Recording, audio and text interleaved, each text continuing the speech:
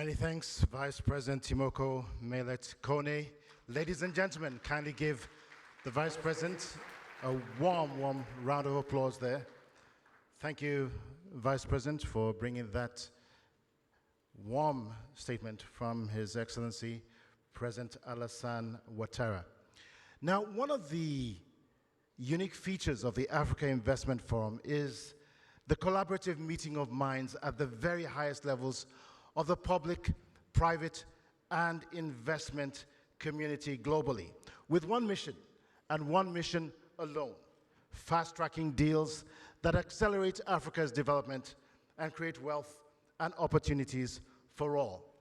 With us today are presidents and heads of state from several African countries who have bought into the mission and the essence of the Africa Investment Forum.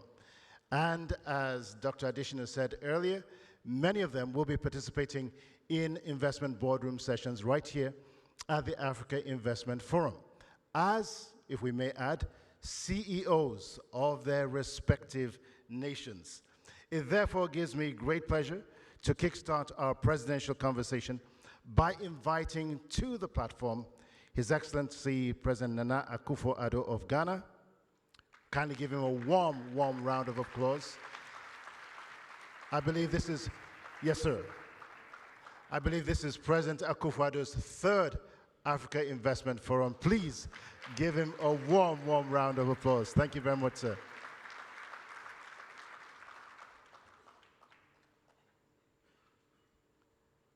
Thank you, sir.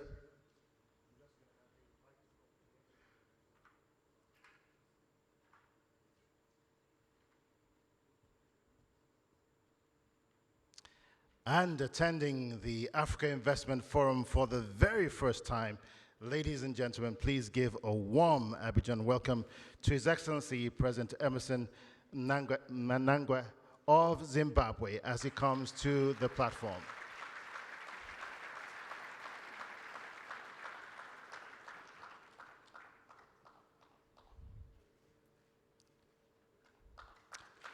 Thank you, Mr. President.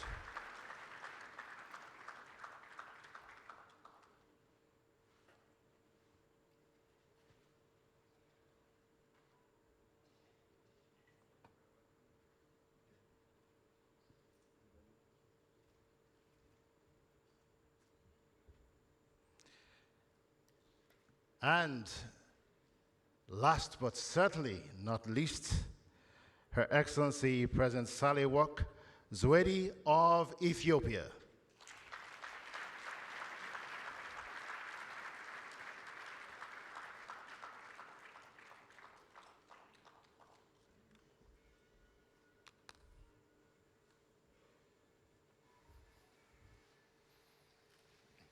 Thank you. I'll just have you sit over there.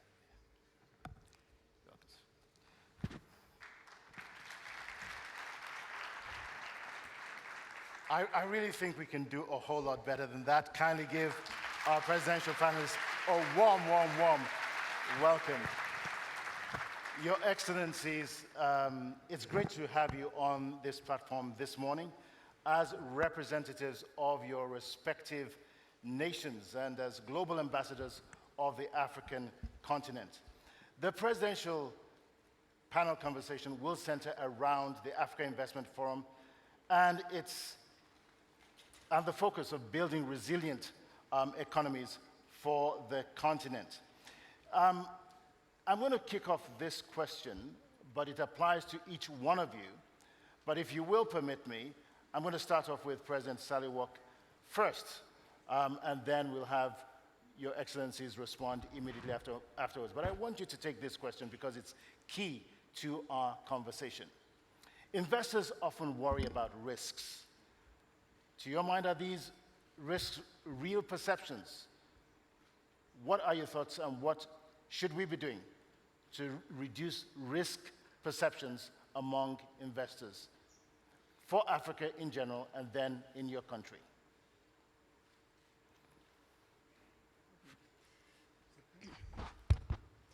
Thank you very much, and thank you for giving me the floor to be the first one to speak.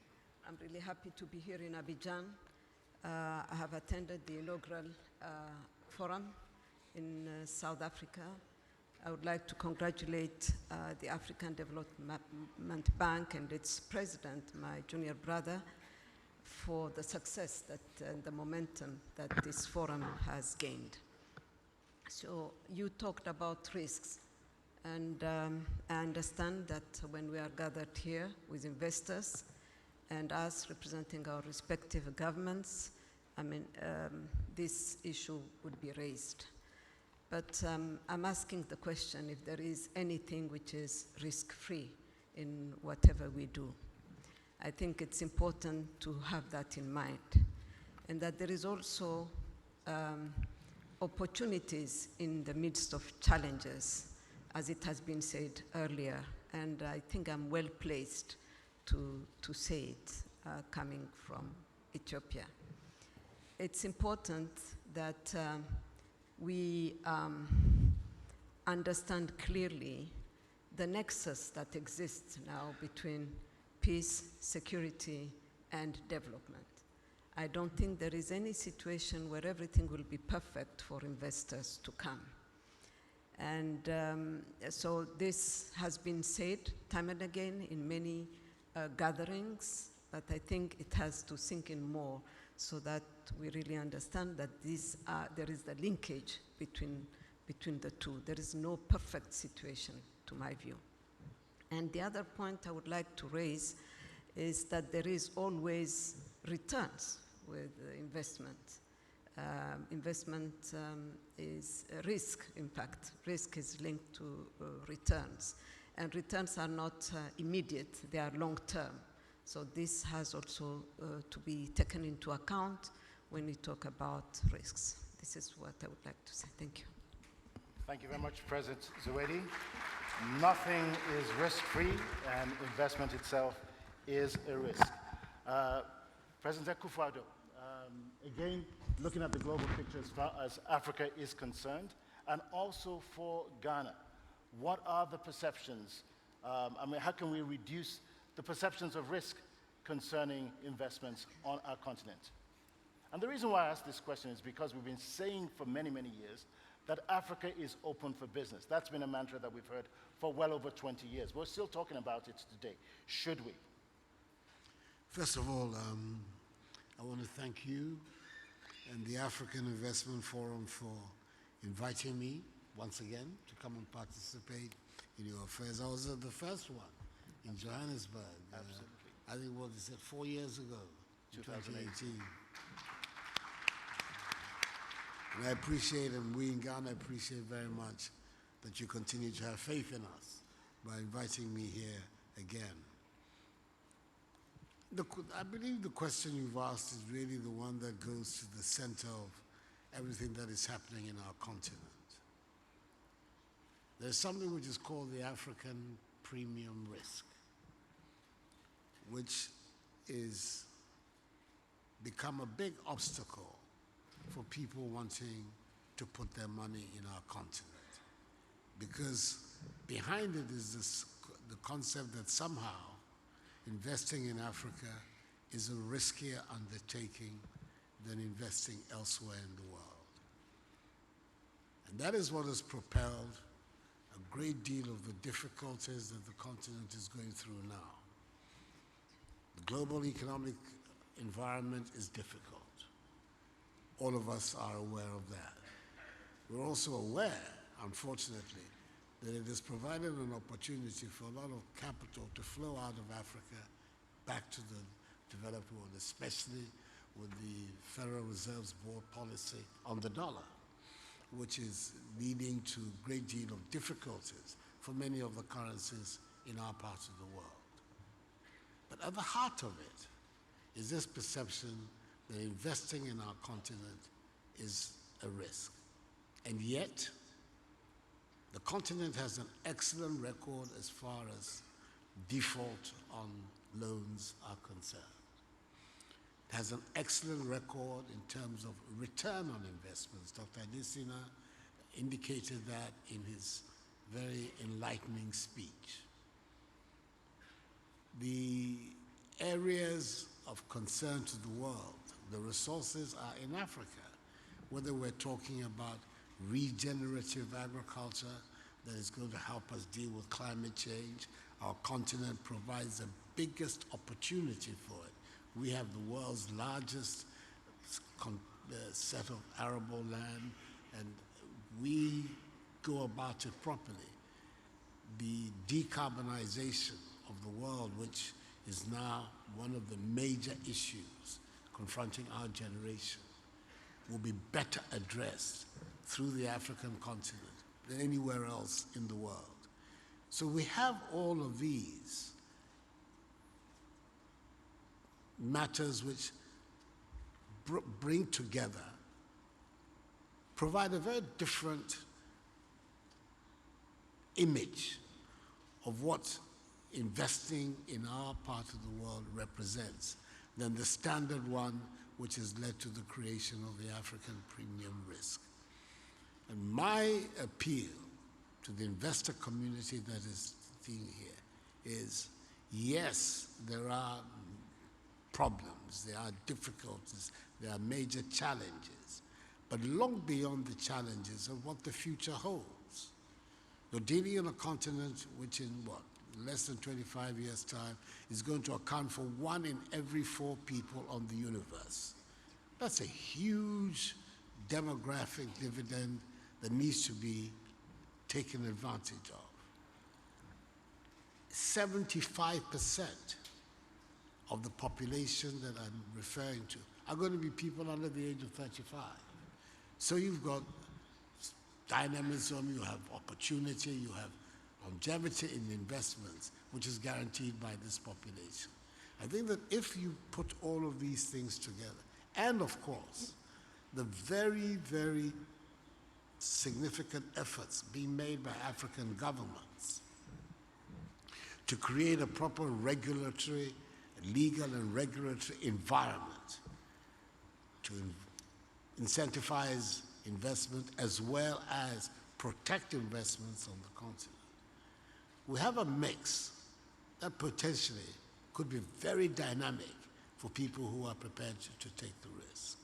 There are $3-4 trillion of investable capital in the private sector floating in the world. Even a percentage of that, 1, 2, or 3% of that, coming onto the African would be transformative for the African economy. And we will then be creating a different paradigm, a paradigm which has to do with people growing prosperous together, rather than the paradigm that the world has accepted in the last, for as long as we can remember, where parts of the world are wealthy and other parts have to be poor in order to sustain the wealth of the others. I think that that paradigm is part of the reason where we are today. A different paradigm has to be looked at, one which we're talking about shared prosperity, shared growth, shared development. And that is particularly the image that appeals to us in Ghana. But these are some of the statements that Thank you very much, Mr. President. Greatly appreciate that input. Distinguished ladies and gentlemen, kindly forgive me. This is a function not of the heart, but of the head. I would be remiss if I did not invite VP Kone to join us on the platform so that we can get the buzz and the feel of the spirit of Cote d'Ivoire. Ladies and gentlemen, kindly give Vice President Kone a warm round of applause to the platform.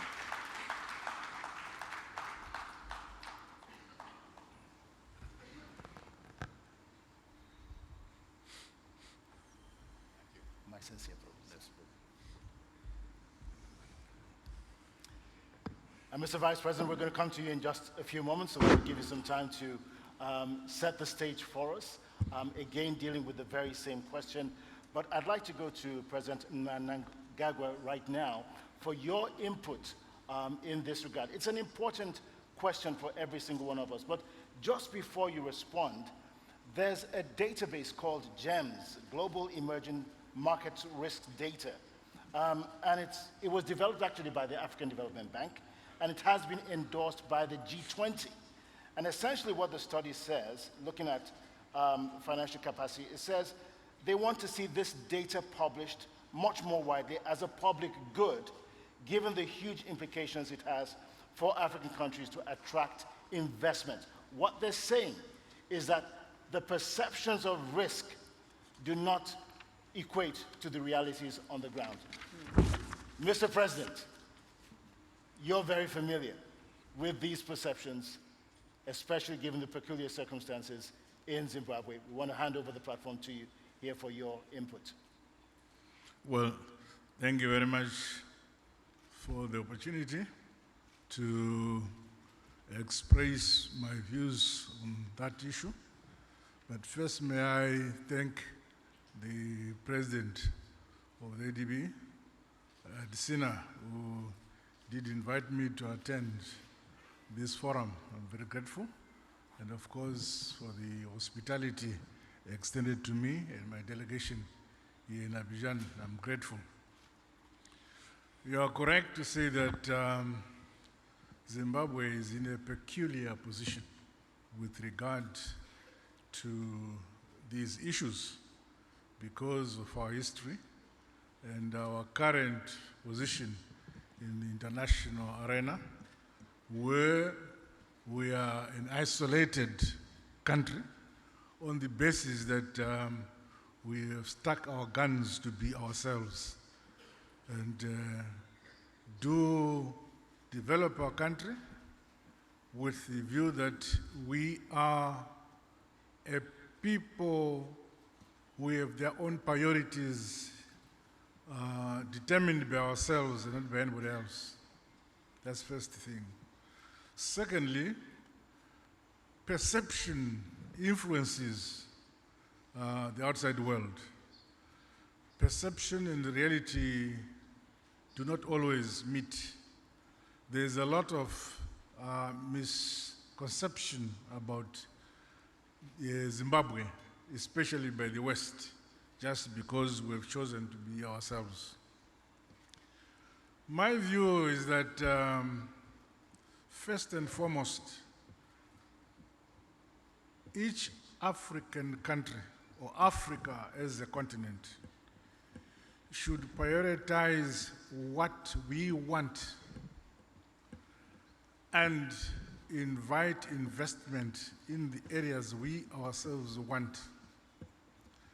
The development of a country should not be determined from outside. It should be an internal priority in terms of the order of development. Is it agriculture? Is it mining? Is it tourism? Infrastructure development? We have to make those choices ourselves. Secondly, before we spend the time addressing the perception of the outside world, I think it is necessary for us as Africa to integrate ourselves, understand ourselves as a continent, share what we have in terms of resources. Africa has abundant resources. It has youthful population. It has now the knowledge that the developed world have traveled a journey of developing their countries. And we are in that advantage that as we wish to leapfrog and develop our respective countries, we should not fall into the similar mistakes which the other countries, the developed countries went through. If we fail to recognize that we need to chart our own development pathway, then we will find that we will be divided. We will look outside Africa when we could have answers within Africa. So it is my view that in particular for Zimbabwe, we cherish collaboration. We cherish to share our challenges with our brothers and sisters on the continent before we look out. So I don't think that the outside world would love to see Africa develop to an extent that we are competitive with them. They would want to see Africa as a source of their raw materials to develop their own economies. Well, Hence, I appeal to our brothers and sisters in Africa that God gave us this continent and we must develop it. Yes, we are not going to invent the wheel, but we must make choices which fit our level of development by collaboration. Thank you. Thank you very much, Mr. President. Thank you very much. We need to prioritize what we want, and we need to collaborate by looking for answers within, but within the context also of a global environment. One of the reasons why we have investors here from all around the world today is because indeed we are in a global village. On this point, I'd like to go over to Vice President Kone for your contributions to this question, because we're going to deep dive into the opportunities that your respective countries provide in the next few moments. Over to you, Vice President.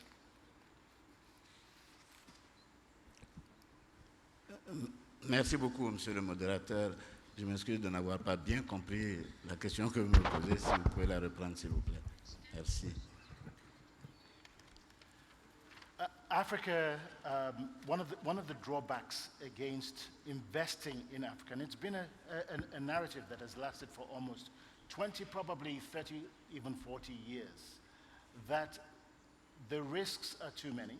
But the reality is, as we hear on the platform, and as many have said, that the realities of risk are much lower than the perceptions, particularly by global investors. What's been Côte d'Ivoire's experience in this regard, in terms of perceptions of risk here in Côte d'Ivoire? Bien, je vous remercie. Je crois que vous avez déjà entamé la réponse que je vais donner. La perception du risque, il faut dire, d'une façon globale, pour les investisseurs a évolué. Peut-être pas particulièrement pour la Côte d'Ivoire, mais d'une façon générale. Parce que ces risques étaient adossés à quoi? À une perception d'une gouvernance qui n'était pas celle qu'il fallait aux pays en développement pour pouvoir avancer dans leur développement. Aujourd'hui, je crois que c'est quelque chose qui est suranné. Nos pays connaissent une gouvernance améliorée et des pratiques qui sont des pratiques communément acceptées maintenant sur le plan international, ce qui les met dans une position de pouvoir prospérer au même titre que tous les autres pays. Ça, c'est la première chose.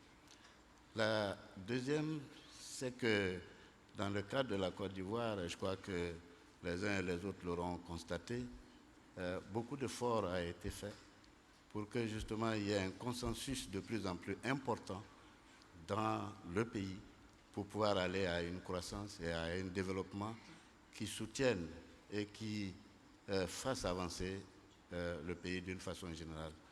Il y a bien sûr des contacts, il y a surtout la volonté d'aller à un dialogue constructif qui est mené par son Excellence, Monsieur le Président de la République, dans le cadre justement de promotion du développement.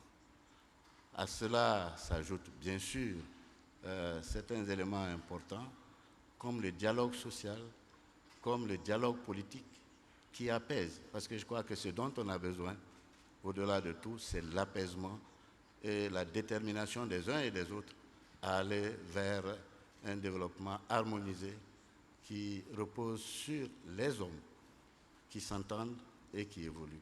Je crois que c'est ça fondamentalement. Les risques sont ailleurs. Les risques, c'est tout ce qui peut survenir et qui ne sont pas programmés parce que justement, ils se viennent dans un cadre qui ne peut pas les prendre en charge. On a l'exemple aujourd'hui de ce qui se passe.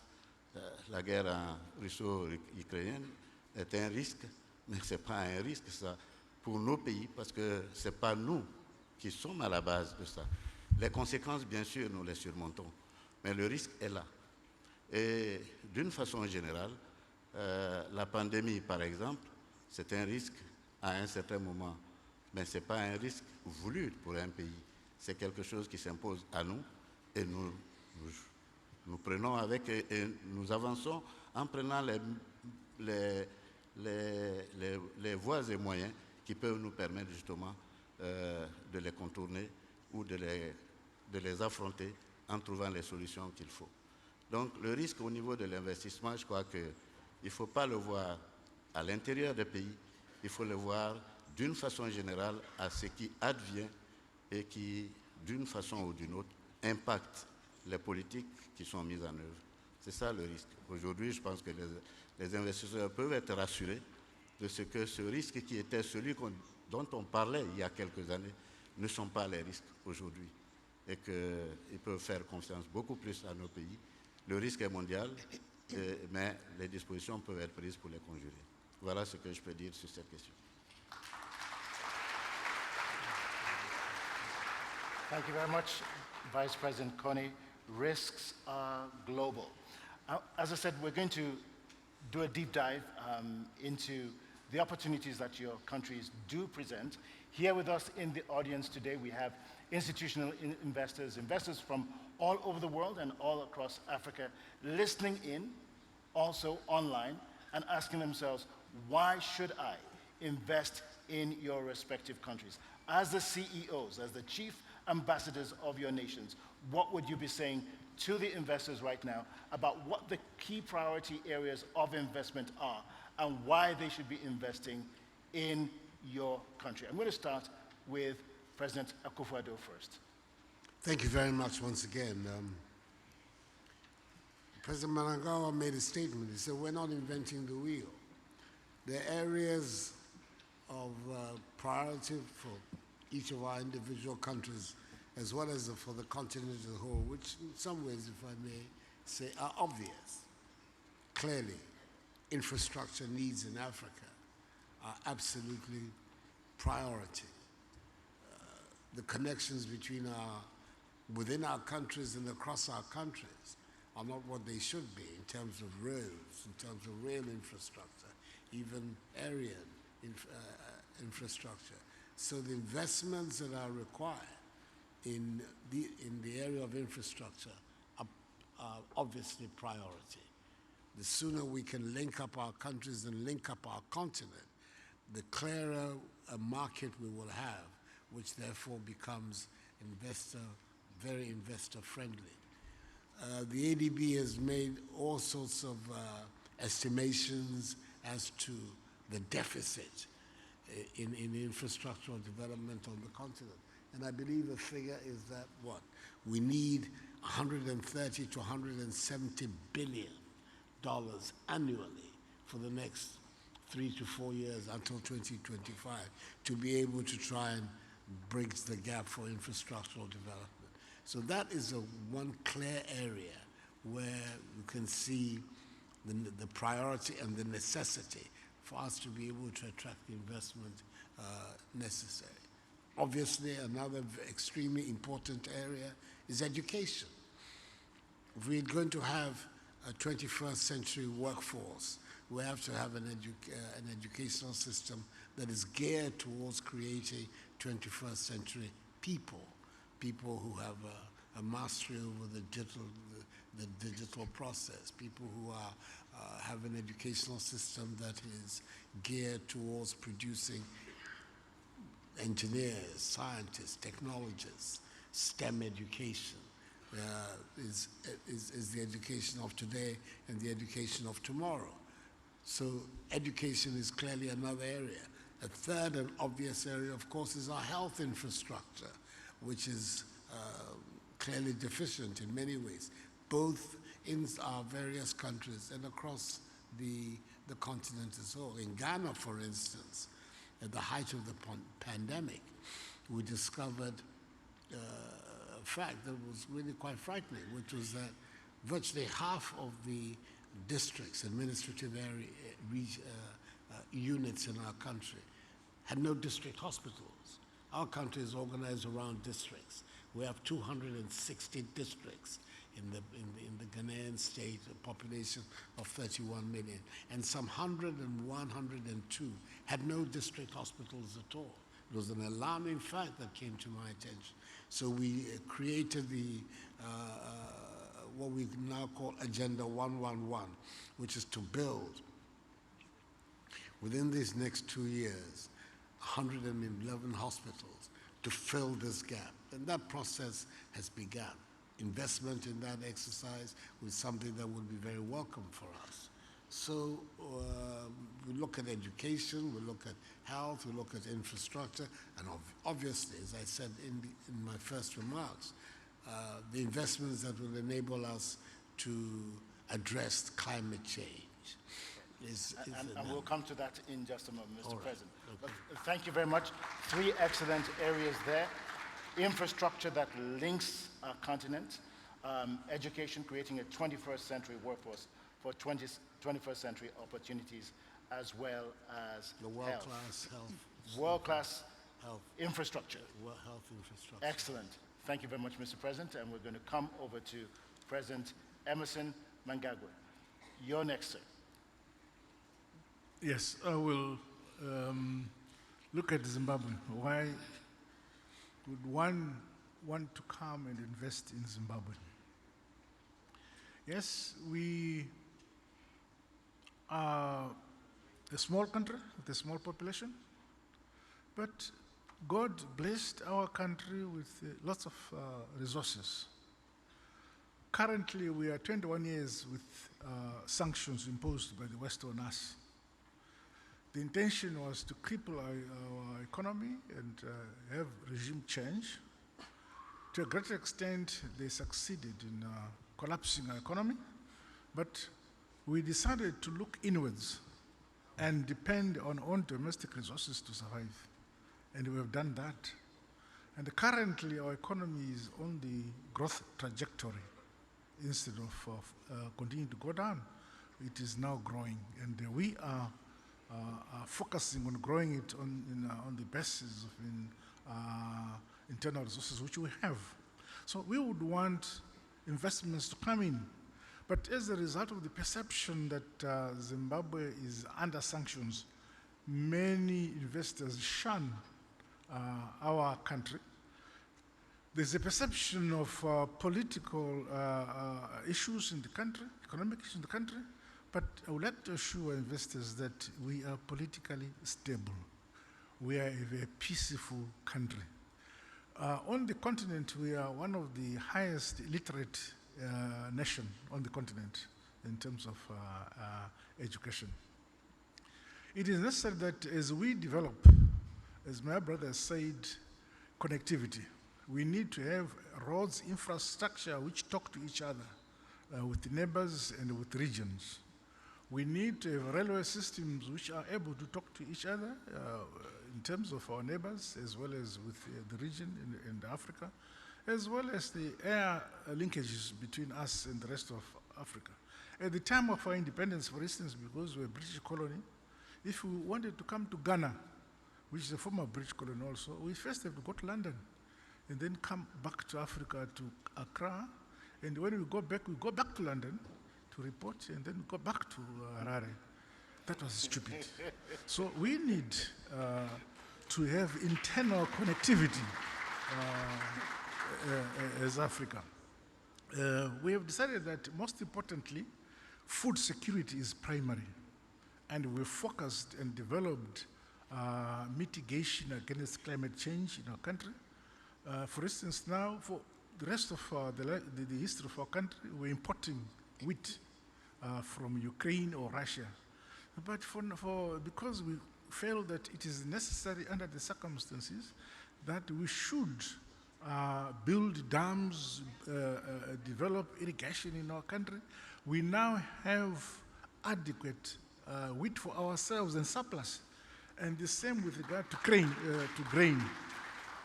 As a result of developing our land and having internal focusing on the abundant arable land which we have, we are secured, we are now a food security country. And that's what we should do. We have minerals. In the past, we all our minerals go out, but we have now focused on the issue of beneficiation of our minerals. Also, even in the agricultural sector, processing, we are developing that. Just as an example, when the pandemic, this pandemic, COVID-19 attacked us, because we are a country under sanctions, we did not receive anything from the global West to support us on mitigating the impact of COVID-19. We looked inwards, and there are some resources from other infrastructure development to develop our own resilience and acquire vaccines. For instance, the issue of medical oxygen.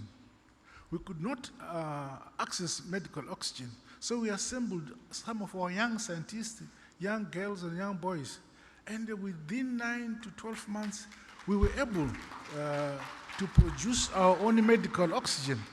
And now Zimbabwe uses about 150 tons of medical oxygen a month, but we are now producing that amount in a week.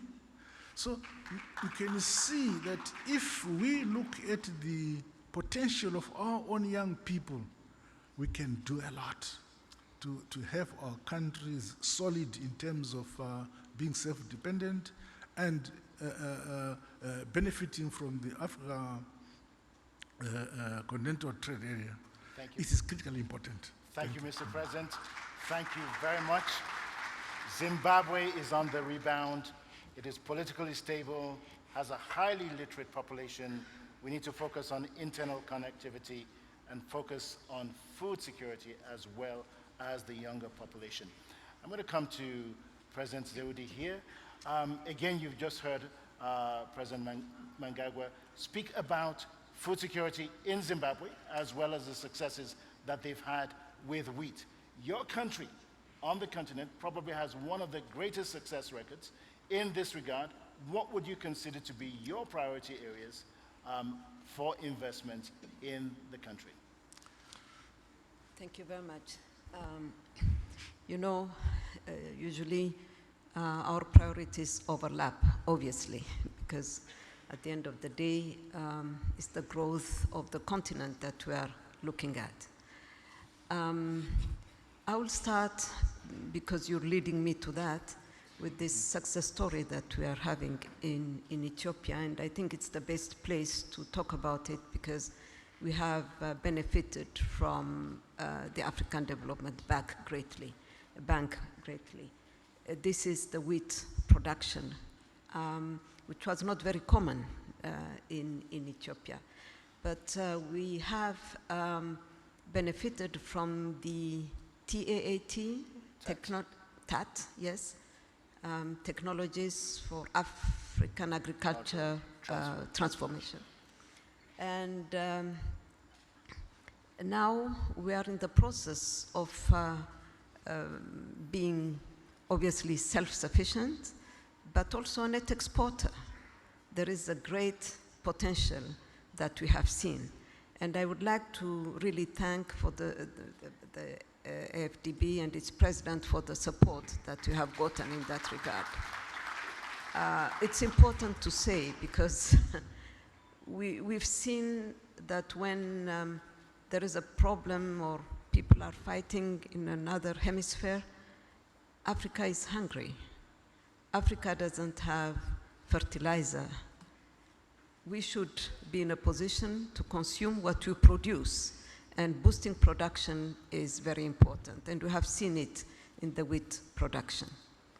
As far as the priorities of Ethiopia are concerned, I must say that since 2018, there has been a major shift in direction in terms of investment, policies in attracting foreign investment, domestic and foreign investment. There are some areas that we have put as priorities now, and quickly. This would be agro-processing. Agriculture employs 80% of our population. It contributes to 90% for currency exchange, contributes to 40% to the GDP. So agro-processing is very important, as it is to many countries. Mining is the new area that we are engaged in. I mean, we have not heard the last word of what Ethiopia has in terms of mining. We keep on discovering every single day. And this is an area that we want to push forward and really use properly. Tourism, because Ethiopia has a mixture of tourism opportunities, historical, cultural, now conference tourism, and so on. And there is a huge potential both for domestic and foreign tourism as well. The IT, of course, in this digital area.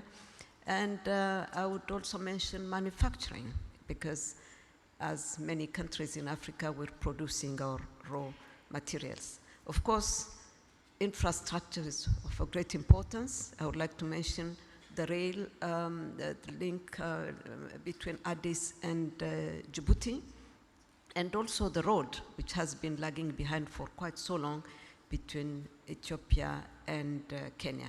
We want to boost trade in export. We have this experience of industrial parks that we are pushing forward.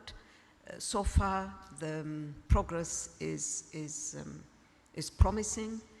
Actually, we have 13 public industrial parks and 7 private parks. We can have a totally private industrial parks as well, so within which we can process many of the activities that I have mentioned. So we want to make use of the vast mineral resources and diverse resources that we have, and that will be the priorities in the 10 years plan that we have. Thank you. Thank you very much, President Zewde. Agro-processing, mining, tourism, industrial parks, manufacturing. And I just want to say to our audience here, just as you heard, listen to President Zewde here, the success that the country has had in the area of wheat self-sufficiency has taken place all within a span of 4 years. In other words, whatever we set our minds to do, we can achieve in Africa. Thank you very much, Madam President. Thank you. Again, Vice President Kone, over to you. What are the key priority areas for Côte d'Ivoire? Merci beaucoup. Je crois que je l'ai dit tout à l'heure, la vision de la Côte d'Ivoire se retrouve dans la mise en place de plans de développement qui permet de définir non seulement les stratégies, mais aussi les politiques à mettre en place. Comme tous les pays en développement, ce qui devient prioritaire, c'est les infrastructures. Je crois que les infrastructures permettent au moins de pouvoir avoir une base solide de développement économique. Il ne peut pas avoir de développement économique sans infrastructure. L'une des priorités aussi, parce qu'il y en a beaucoup, l'une des priorités, c'est la transformation, et surtout la transformation de nos productions, tant à l'exportation, pour les produits à l'exportation, mais aussi pour la consommation des populations.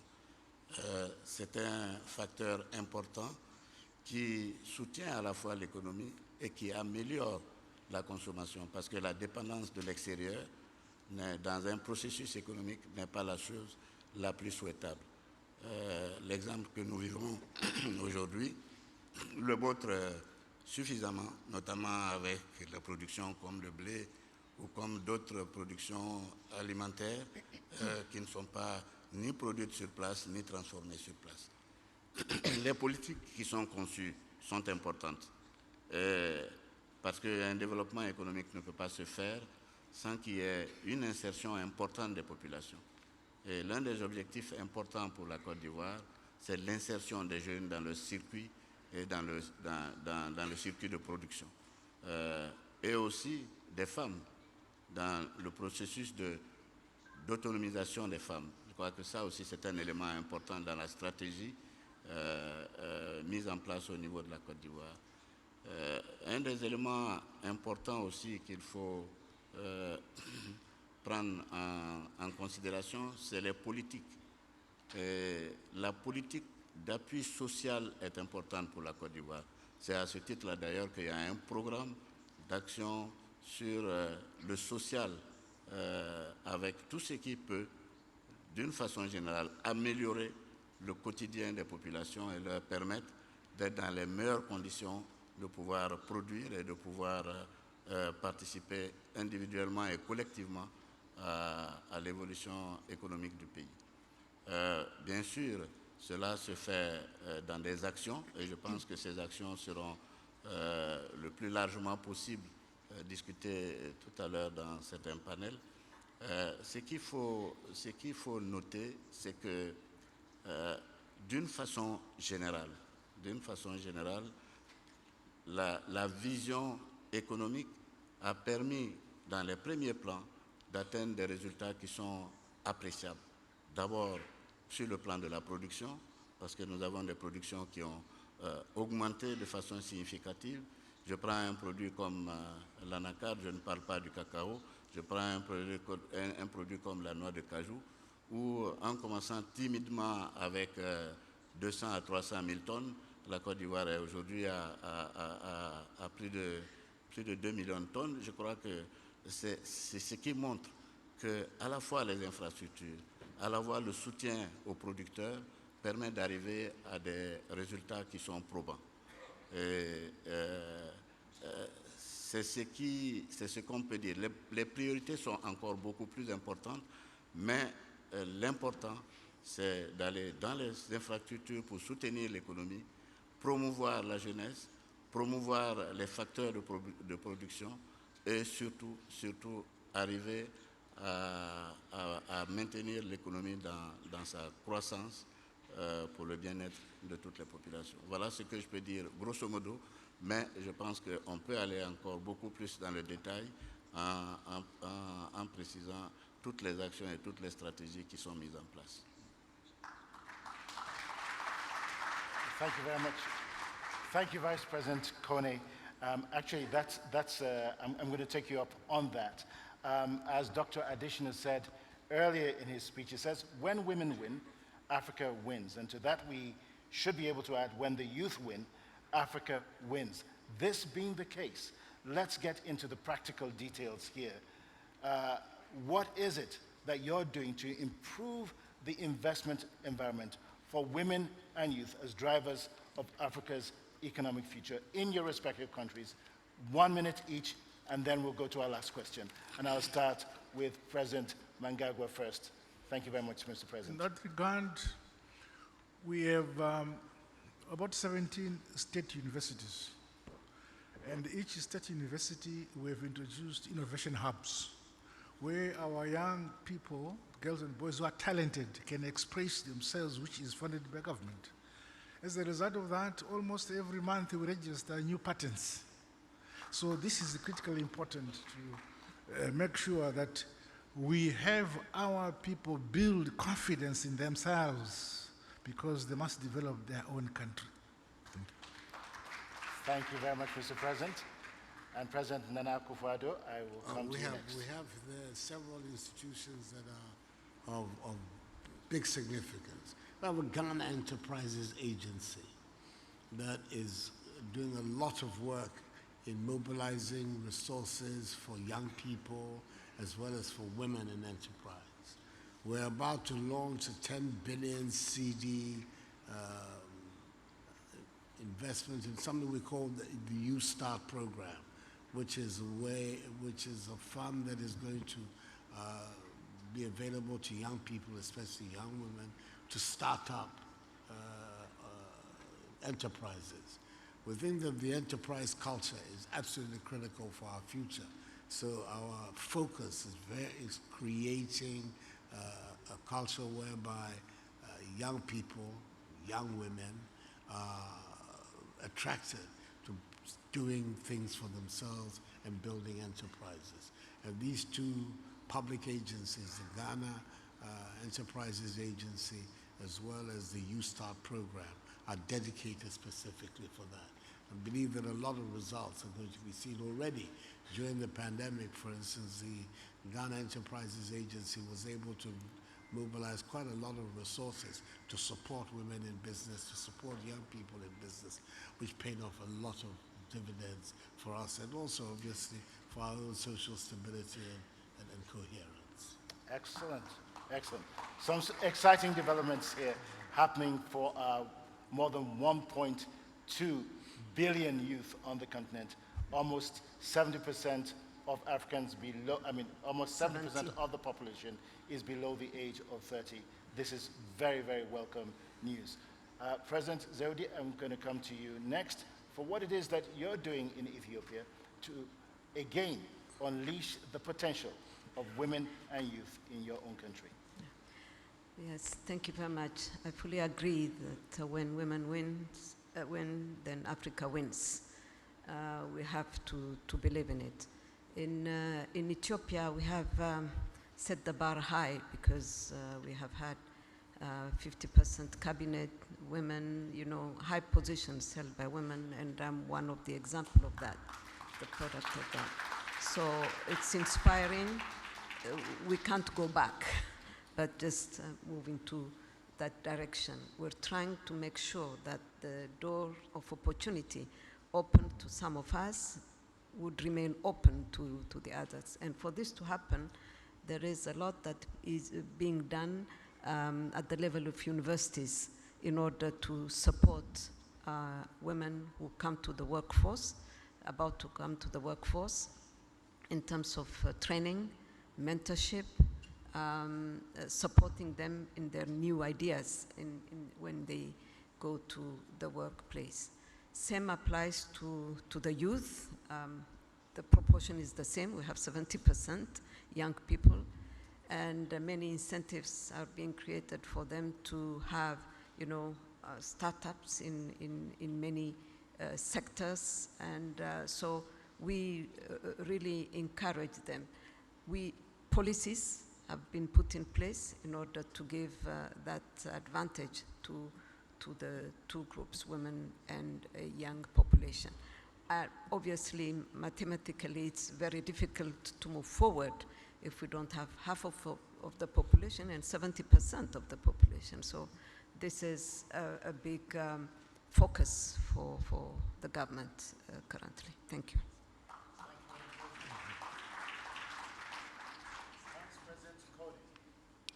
Again, the question to you, what is it that Cote d'Ivoire is doing, again, to empower and to unleash the capacity of women and youth in the country? Bien, merci beaucoup. Je commencerai par dire qu'au niveau de la question du genre, les efforts sont faits en Côte d'Ivoire pour pouvoir justement permettre aux femmes, comme j'ai dit, d'aller dans un processus d'autonomisation qui soit la plus forte possible. Il est évident que, d'une façon générale, c'est tout ce qui est ouvert dans les politiques qui sont accessibles aux femmes, que ce soit les accès aux postes de responsabilité, les formations, l'accès au crédit bancaire, l'accès au financement pour développer des activités qui sont génératrices de revenus, autant d'éléments qui, d'une façon générale, sont mis dans les politiques qui sont amenables. Pour les jeunes, j'irai un peu plus loin en disant que d'abord la base, c'est la formation. Il faut que ce soit des formations solides et le nombre d'établissements, d'abord d'universités, a augmenté en Côte d'Ivoire.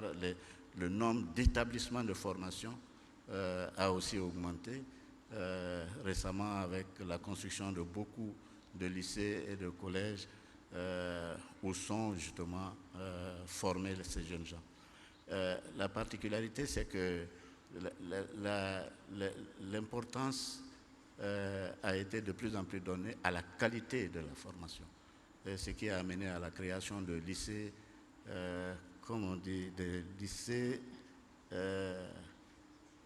d'excellence, où les meilleurs sont envoyés et pour avoir une formation encore beaucoup plus élevée, et ce qui permet d'accéder dans le monde entier à des niveaux de formation qui sont les plus élevés et les plus prisés. Mais il n'y a pas que ça. Il y a l'entrepreneuriat, parce qu'il faut amener les jeunes à l'entrepreneuriat, et il y a une politique bien ficelée d'accès justement à la création de petites et moyennes entreprises pour permettre justement aux jeunes de rentrer d'une façon générale dans l'activité économique et soutenir cette activité économique. Bien sûr, les résultats se font sentir de plus en plus. Et ce que je voulais dire, c'est que dans le plan de développement, il y a une partie importante consacrée à la formation de la jeunesse, à la prise en charge de la jeunesse, à l'insertion de la jeunesse, y compris les deuxièmes chances qu'on peut ouvrir à ceux qui, après une formation, n'ont pas pu aller le plus loin possible dans les études. C'est la formation professionnelle et technique. Je crois que c'est quelque chose de très important. Alors, la spécificité que nous avons actuellement, c'est que l'installation de ces jeunes dans un certain nombre de fonctions de production est prise en charge et surveillée, animée par des professionnels qui, de plus en plus, amènent les jeunes à rentrer dans la production. Ça, c'est un élément important. Donc, voilà, en quelque sorte, c'est un facteur important et nous voyons, par exemple, l'insertion au niveau des femmes est d'autant plus importante que le nombre d'entreprises créées par ces femmes, de plus en plus, dans les secteurs d'activité, sont importantes. Voilà ce que je peux dire. Je crois que c'est une politique qu'on pourra expliquer encore beaucoup plus avec toutes les actions qui sont menées dans le cadre des rencontres qui vont se faire. Thank you very much, Mr. Vice President. Again, excellent initiatives, proactive engagement all around. Zimbabwe investment hubs and patents. Ghana, the Enterprises Agency. In Ethiopia, building human capacity through universities and other vocational institutions. Same for Cote d'Ivoire, as well as schools of excellence for the young and for women. Ladies and gentlemen, kindly give our panel a very, very warm round of applause in this regard. We're going to close the session right now, but I'm going to give Your Excellencies the opportunity as the chief investment officers of your country to speak to our audience, both in the auditorium and online, and do just one thing.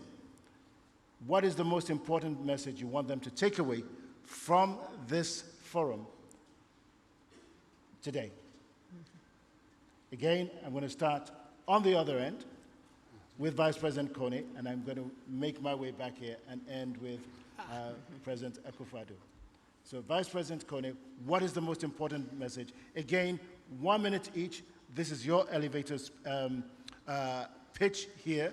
As we're all familiar with speed dating, we're going to do speed dating in terms of investment right now. What's the compelling case you're going to make for your country and for the investors here in the auditorium and online? Over to you, sir. Merci beaucoup. Je crois que le message fort qu'il faut donner aux investisseurs, c'est que l'Afrique change, l'Afrique bouge et l'Afrique avance. Et de ce point de vue, il est peut-être important de ne pas être en arrière dans ce mouvement. J'ai dit tout à l'heure qu'au niveau de la Côte d'Ivoire, nous avons prévu près de 4300 milliards de francs CFA pour les investissements qui doivent être faits par le secteur privé. Ce sont les investisseurs qui doivent prendre la suite et permettre justement une réalisation sans faille du plan de développement. Je crois que c'est ça qui fera. Et ce qui est valable pour la Côte d'Ivoire, l'est valable aussi pour tous les pays africains. L'Afrique doit bouger, il faut qu'il bouge avec elle. Merci beaucoup. Thank you, Vice President Kone. President Zewde, you're next. I'll speak in French. Je crois que, merci pour cette question parce que c'est très important qu'à la fin de ce forum, on puisse, par respect aux pays hôtes, je vais utiliser le français, nous sommes passés dans le même moule. Je voudrais dire qu'il faut que l'on change le prisme à travers lequel on voit l'Afrique. Je crois que c'est très important. l'Afrique qui a faim, l'Afrique qui est en arrière, etc., et appartient au temps passé. C'est un continent qui bouge et il faudra l'accompagner. Deuxième point, il faut changer le narratif autour du continent et éviter que ce continent soit toujours décrit sur le côté négatif plutôt, et avoir un effet de loupe sur ce qui ne marche pas alors que la plupart des choses fonctionnent. Ensuite, je pense qu'il faut changer ce paradoxe d'un continent riche, d'un continent qui a beaucoup d'avenir, d'un continent qui a beaucoup de ressources et d'une population pauvre. Je crois que c'est à nous de le faire, et avec le concours et l'aide des investisseurs tant nationaux qu'internationaux. En dernier point, je voudrais le répéter qu'il y a toujours une opportunité parmi beaucoup de défis, et qu'au fond, la paix et la sécurité ne sera mieux maintenue que si on a aussi un apport d'investissement et que le côté développement avance dans le même sens. Merci. Thank you very much, President Zewde. And next, President Emerson Mnangagwa. Over to you, sir. Thank you very much. Those who want to make money, Zimbabwe is open for business. I like that. Secondly, Zimbabwe has undertaken comprehensive economic reforms to create an economic environment where global capital feels safe. Third, we have a labor force that is highly educated and it can adapt to any skills or technologies that can be introduced. Fourth, Zimbabwe is desirous to leapfrog its economic development, to integrate with the rest of Africa in the march to develop and modernize and industrialize our continent. I thank you. Thank you very much, Mr. President. Last but certainly not least, President Akufo-Addo. Well, I think that, first of all, I want to thank you very much for the opportunity to participate in this forum. But the basic facts, what? They say 30% of the world's remaining minerals are on our continent. 65% of the world's arable land is in Africa. Over the last 30 years, the rate of return on investments in Africa has been higher than in any other region in the world. And critically, in the last 2-3 years, we've made a decision on this continent that can transform the economic fortunes of our continent, and that is the creation of the African Continental Free Trade Area, which is now going to be the main vehicle for trading amongst ourselves. That has been one of the major structural problems that the continent has had, that unlike in other parts of the areas of the world where a lot of economic activities inwardly directed, what, 70-75% of the GDP of the European Union comes from intra-European trade. Our figures were different. But with the existence of the African Continental Free Trade Area, we now have an opportunity to break that structural obstacle. And I believe that in that, we have potentially a major game changer for the development of the continent. As far as I'm concerned, our message is the smart money is in Africa. Take advantage of that. Ladies and gentlemen, I really think we can do a whole lot better than that for our distinguished panelists. Again, in those final comments, we have a lot of loaded information here that we can unpack. First of all, that Africa is changing. We need to change those perceptions and the narrative, substitute negativity with a narrative of possibility and opportunity. As well, President Mnangagwa has thrown the gauntlet to your other colleagues here, saying Zimbabwe is open for business.